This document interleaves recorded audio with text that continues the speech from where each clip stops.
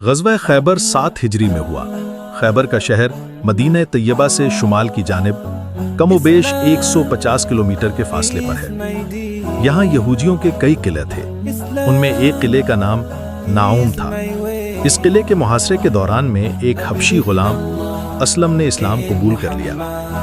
اس نے اسلام کیسے قبول کیا؟ آئیے یہ دلچسپ واقعہ سنتے ہیں۔ اسلم کے یہودی مالک کا نام عامر تھا، یہ اس کی بکریاں چرایا کرتا تھا۔ اسلم نے اہل خیبر کو جنگ کی تیاری کرتے دیکھا تو پوچھا، یہ آپ کس کے خلاف جنگ کی تیاری کر رہے ہیں؟ یہودی کہنے لگا کہ ہم اس شخص سے جنگ کر رہے ہیں جو اپنے آپ کو نبی خیال کرتا ہے۔ اسلم نے اس کی بات کو اپنے ذہن میں رکھ لیا، وہ حق کا متلاشی تھا۔ اس نے سوچا کہ وہ کیوں نہ اس شخصیت سے ملے جو اپنے آپ کو نبی سمجھتے ہیں۔ جب اللہ کے رسول صلی اللہ علیہ وسلم نے خیبر کے علاقے میں پڑاؤ ڈالا تو یہ حبشی غلام اپنی بکریاں ہانکتا ہوا آپ صلی اللہ علیہ وسلم کے کیمپ میں حاضر ہو گیا۔ آپ سے ملاقات کی اجازت چاہیے۔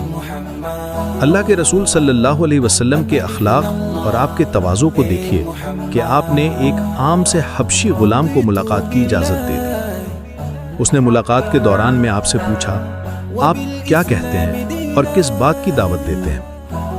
آپ صلی اللہ علیہ وسلم نے بڑی محبت سے اس سے فرمایا، میں اسلام کی دعوت دیتا ہوں اور یہ کہ تم اس بات کی گواہی دو کہ اللہ کے سوا کوئی عبادت کے لائق نہیں اور میں اللہ کا رسول ہوں اور عبادت صرف اللہ تعالیٰ کی کروں۔ غلام نے پوچھا، اگر میں اللہ پر ایمان لے آؤں اور یہی گواہی دینے لگوں تو مجھے کیا ملے گا؟ آپ صلی اللہ علیہ وسلم نے فرمایا کہ اگر تمہیں اسلام پر موت آئی تو تمہارے لیے جنت ہے۔ اسلم کہنے لگا، میں ایک سیاہ فام قبیح چہرے والا عام سا انسان ہوں، میرے جسم سے ناگوار بو آتی ہے، میرے پاس کوئی مال و دولت بھی نہیں، اگر میں ان لوگوں کے ساتھ لڑتا ہوا قتل ہو جاؤں تو کیا میں جنت میں جاؤں گا؟ اللہ کے رسول صلی اللہ علیہ وسلم نے فرمایا کہ اگر تمہیں اس عقیدے پر موت آ جائے تو تمہارے لیے جنت ہے۔ حبشی غلام وہیں مسلمان ہو گیا۔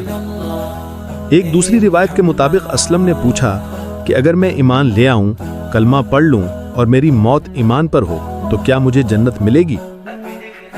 اللہ کے رسول صلی اللہ علیہ وسلم نے اس سے فرمایا کہ ہاں، کیوں نہیں؟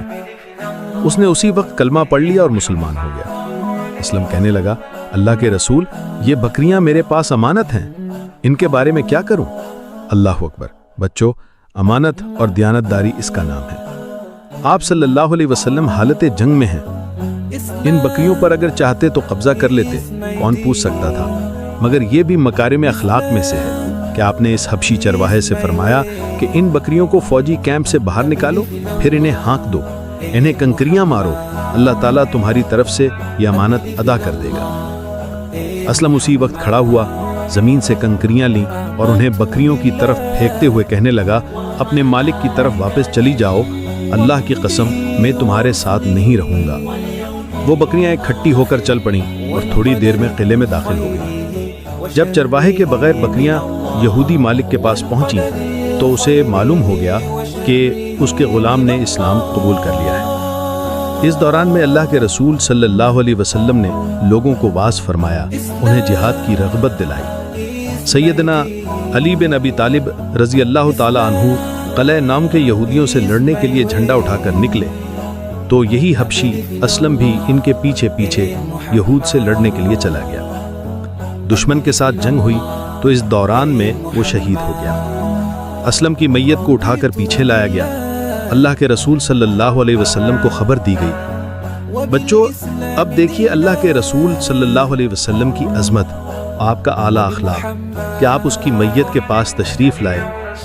اسے دیکھ کر صحابہ کرام رضی اللہ تعالی عنہم سے ارشاد فرما رہے ہیں، اس غلام کو اللہ تعالیٰ نے عزت دی ہے، اسے خیبر کی طرف لایا۔ میں نے اس کے سر کے پاس 2 خوبصورت آنکھوں والی حوریں دیکھی ہیں، حالانکہ اس نے ابھی تک اللہ کی بارگاہ میں ایک سجدہ بھی نہ کیا تھا۔